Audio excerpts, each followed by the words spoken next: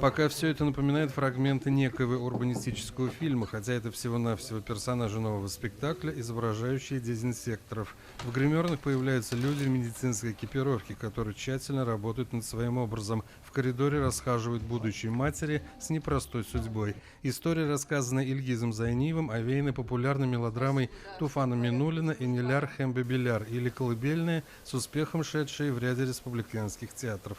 В истории женщин, оказавшихся в родильных домах, появились и мужчины. Более семейные проблемы раскрываются.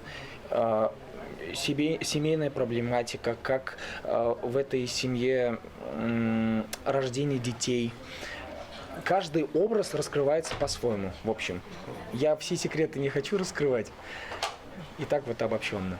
Мусульманка, поэтесса, женщина легкого поведения, оказавшаяся на сохранении, имеет свои истории, где-то комичные, где-то весьма драматичные. Для Камаловского театра это весьма популярная тема. Мелодрама для народа. Нафиса Хайруллина считает, что спектакль «В ожидании» имеет своего адресата. Это как добрый сериал. Это, да? Да. А по аннотации так не кажется. Да? Да, по аннотации кажется, что здесь есть такие философские какие-то выбросы и сложности. Нет, да, это все есть.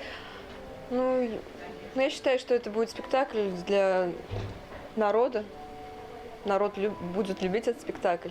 Автор и режиссер Ильгиз Зайниев занимался сбором материала, как говорится, с натуры. Поводом послужило состояние в ожидании рождения дочери. Отсюда и внезапно обнаружившиеся знания материала.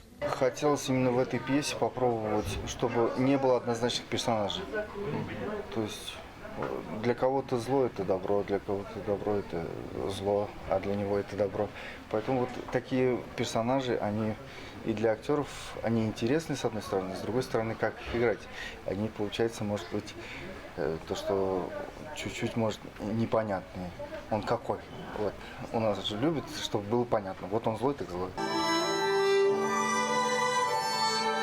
Нельзя не отметить и сценографии, в которой воспроизведена медицинская палата и трансформирующаяся сцена, почти что и реальное неземное состояние. Художник Геннадий Скоморохов имеет второй опыт работы в Камаловском театре. До этого был МХБ ТФМ.